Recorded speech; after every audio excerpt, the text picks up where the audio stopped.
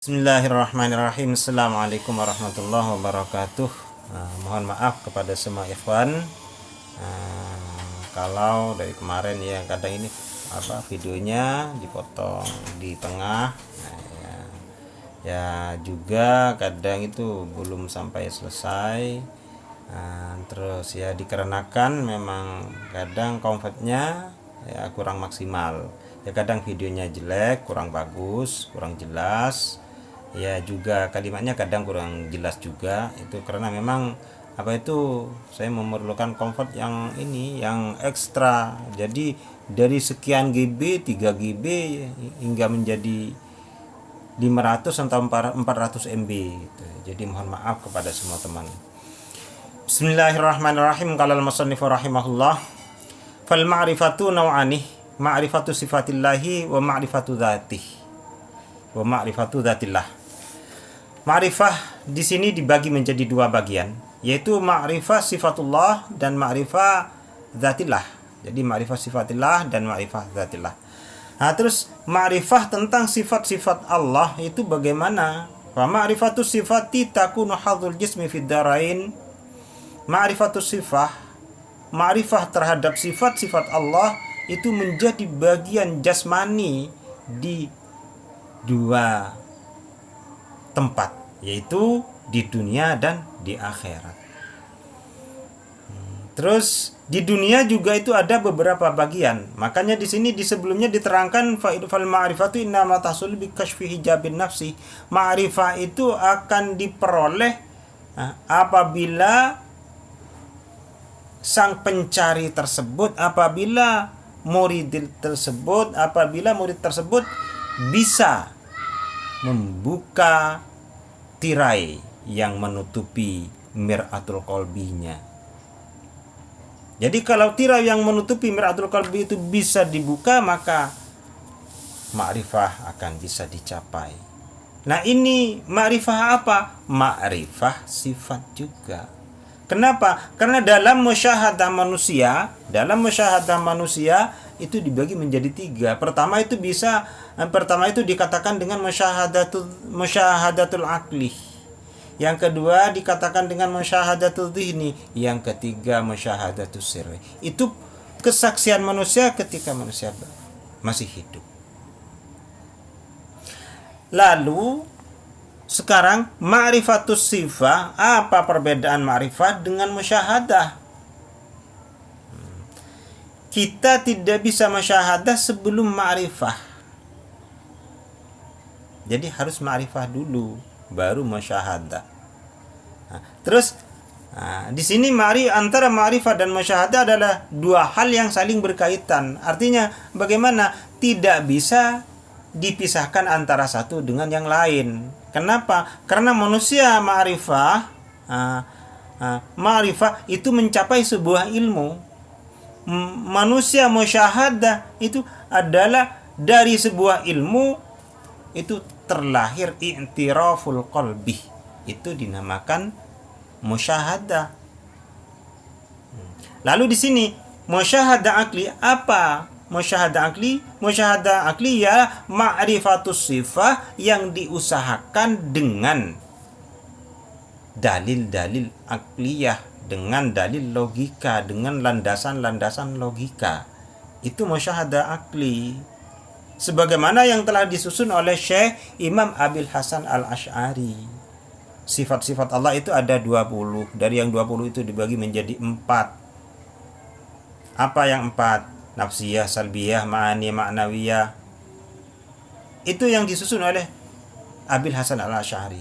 Tapi di musyahadah dhihni itu berbeda. Apa bedanya? Sifat-sifat Allah juga dibagi menjadi 4 juga. Apa saja pembagiannya? Yaitu Jamal, Jalal, Kamal, Qahar. Ada 4 juga. Cuman yang di sini ini tidak bisa difahami, tidak bisa dinalar oleh logika, tapi di sini harus dengan dzauq, dengan rasa yang masuk ke dalam hati. Jadi itu perbedaannya. Jadi kalau Jalal, Jamal, Kamal, Qahar itu dicari ditelusuri, dinalar dengan logika, maka selamanya mereka akan kesasar. Jadi selamanya tidak akan pernah menemukan titik temu. Jadi yang dicari dengan logika adalah sifat-sifat Allah yang 20 yang pembagiannya dibagi nafsiyah, salbiyah, ma'ani dan ma'nawiyah. Nah, di ma'rifatus sifat ini ada beberapa tingkatan. Apa? Dari pertama yaitu ma'rifatus sifat secara akliyah, secara logika. Maka di sini logika kita yang harus bekerja. Ketika logika ini sudah mentok, membutuhkan sesuatu yang lain, maka harus ditingkatkan dengan dzuk, dengan rasa, yaitu musyahadah dzihniyah. Nah, di musyahadah dzihniyah ini kita harus membuka jati diri kita. Jadi dengan apa? Dengan membersihkan mir'atul qalbi. Ini menjadi tugas jasmani kita dan juga menuju rohani kita.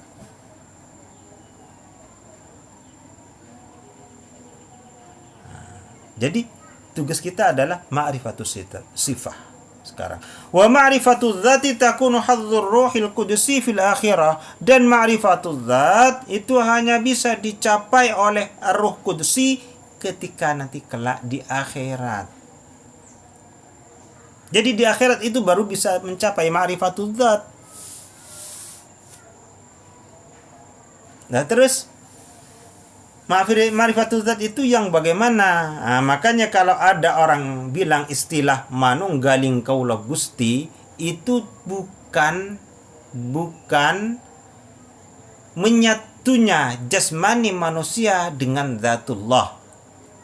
Itu bukan. Kalau ada yang bilang demikian, ya jelas tidak mungkin lah. Kenapa? Karena itu berbeda.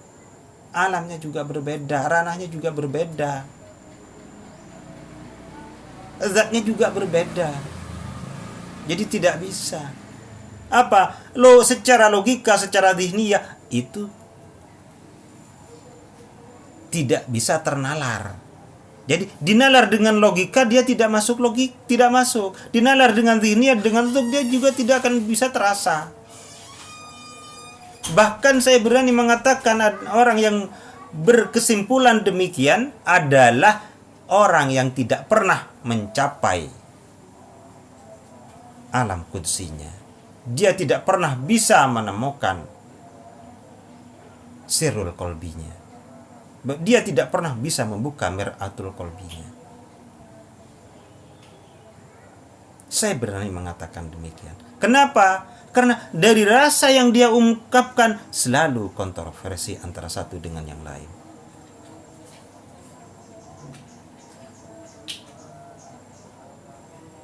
Jadi pembagiannya, ma'rifatul dzat itu menjadi bagian dari Ruh Kudusi kelak nanti di akhirat. Sebagaimana Allah berfirman, wa iyyadnahu biruhil qudus, dan aku kuatkan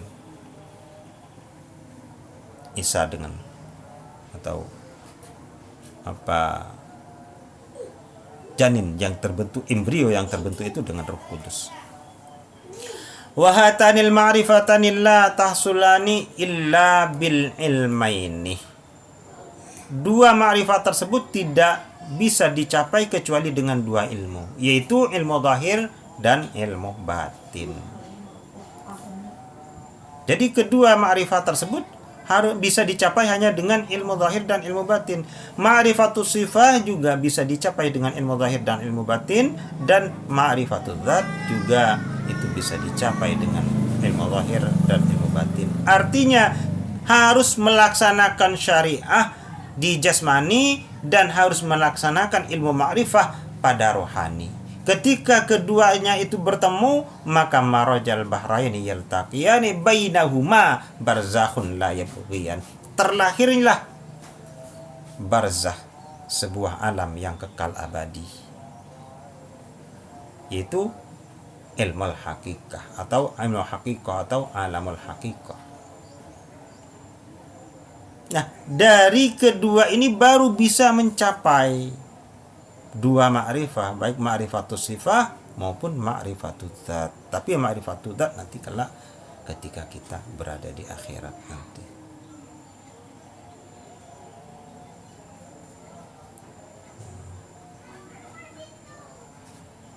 Kama qala Rasulullah sallallahu alaihi wasallam, sebagaimana Rasulullah sallallahu alaihi wasallam pernah bersabda, al-ilmu ilmani, ilmun bil lisan wa dzalika hujjatullah ta'ala 'ala ibni Adam, wa ilmun bil jinan wa dzalika al-ilmun nafi. Ilmu itu dibagi menjadi dua. Apa saja pembagiannya? Ilmu lisan. Artinya apa? Ilmu yang bisa diungkapkan dengan kata-kata, ya, dan juga bisa ditulis dengan kalam, juga bisa diseratkan di dalam hati.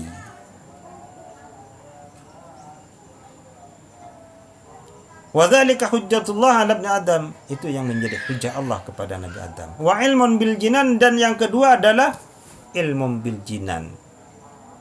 Ilmu yang membawa kita ke sebuah alam kesucian.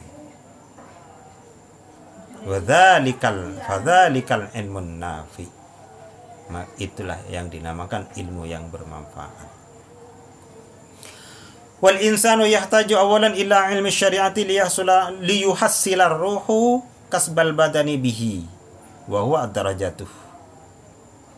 Manusia pertama kali membutuhkan ilmu syariah. Kenapa manusia membutuhkan ilmu syariah? Liyuhassila ruhu kasbal badani, agar ruh bisa mencapai usahanya di dalam jasmani manusia. Jadi ruh di dalam jasmani kita ini bisa berkesinambungan dalam mendeteksi, dalam memperoleh ilmunya, dalam merasakan sebuah rasa yang dikirim oleh amal ibadah kita, yang dikirim oleh semua perbuatan kita. Jadi ruh bisa mencapai itu semua. Jadi itulah mengapa kita perlu ilmu syariah. Kenapa? Karena tanpa ilmu syariah kita dalam ibadah sulit untuk bertanggung jawab. Bahkan kita dikhawatirkan salah dalam mengambil kesimpulan, kita salah dalam melaksanakan sebuah ibadah ketika kita tanpa ilmu syariah. Maka ilmu syariah itu diperlukan. Kenapa? Untuk melaksanakan tugas-tugas jasmani kita. Jadi ilmu syariah itu diperlukan untuk melaksanakan tugas jasmani kita, sehingga ruh nyambung dengan jasmani kita. Apa yang kita usahakan di dalam jasmani kita nyambung dengan ruhani kita. Jadi ada kesinambungan antara dua hal tersebut, antara dua alam tersebut, alam jasmani dan alam ruhani. Makanya itu diperlukan ilmu syariah. Summa yahtaju ila ilmi batin liyuhassila ruhu kasba ma'rifati fi alamil ma'rifah. Kemudian setelah kita bisa memperoleh ilmu syariah, maka kita juga memerlukan ilmu batin. Kenapa? Apa tujuannya? Liyuhassilar ruhu kasba ma'rifati, agar ruhani kita bisa nyambung dengan apa yang diperbuat di alam ma'rifah, dengan apa yang kita usahakan, kita kerjakan, kita amalkan di alam ma'rifah. Jadi patokannya sekarang kita ini adalah ruhani. Ruhani nyambung terhadap jasmani kita, rohani nyambung terhadap batiniyah kita.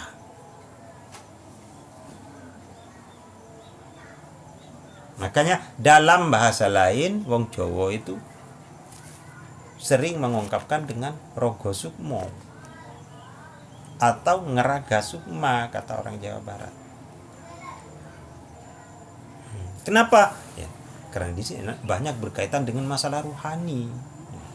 Cuman itu mungkin nanti saya jelaskan di sesi yang lain. Wa dzalika la yahsuluh illa bitarkir rusumat allati hiya mukhalafatun lisyari'ah wa tariqah.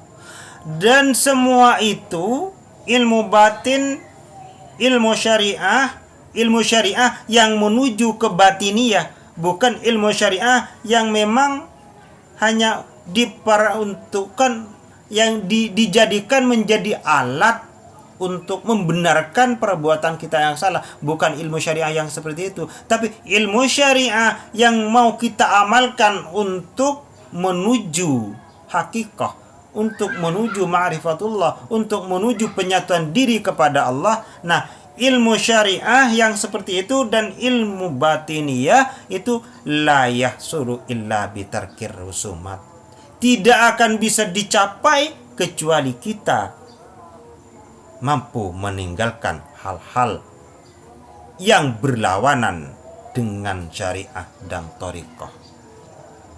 Jadi kita harus bisa meninggalkan hal-hal yang bertentangan, yang berlawanan, yang tidak cocok dengan syariah dan thariqah.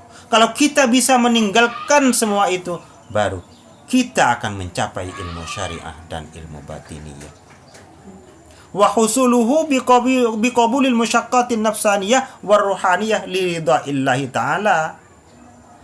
Dan kita akan mampu meninggalkan hal-hal yang berlawanan dan bertentangan dengan syariat dan thariqah ketika kita mampu menerima musyaqqatin nafsaniyah, menerima kesulitan yang sudah ditentukan oleh Allah kepada kita. Mampu menerima semua itu dengan sabar dan tawakal. Kenapa? Liridha illahi ta'ala, demi mencapai ridha Allah subhanahu wa ta'ala. Maka tanpa kita mampu menerima musyaqqatin nafsaniyah, kesulitan-kesulitan yang ditimbulkan oleh nafsu, kalau belum mampu menerima semua itu, maka kita masih sulit untuk meninggalkan hal-hal yang berlawanan dengan syariah dan thariqah. Yang tentunya kesemua itu dilakukan bila riyain wala sum'atin, tanpa riya dan tanpa sum'ah. Sebagaimana Allah berfirman, فَمَنْ كَانَ يَرْجُو لِقَاءَ رَبِّهِ فَلْيَعْمَلْ عَمَلًا صَالِحًا وَلَا يُشْرِكْ بِعِبَادَةِ رَبِّهِ أَحَدًا. Barang siapa yang ingin bertemu dengan Allah, maka falyamal amalan salihan wa la yusyrik bi ibadati rabbih ahada. Sebaiknya dia mengerjakan amal soleh dan tidak musyrik dengan menyembah selain Allah, dan tidak menyekutukan Allah dengan hal-hal yang lain, dengan hidupnya, dengan kekuatannya, dengan ilmunya, dengan hartanya, dengan segala macam yang berada di sampingnya. Demikian dulu. Semoga kita semua menjadi orang yang mendapat hidayah dari Allah, dan semoga apa yang disampaikan bisa bermanfaat. Hadanallah wa iyyakum. Wallahu a'lamu bis-shawabih. Wal 'afu minkum. Assalamualaikum warahmatullahi wabarakatuh.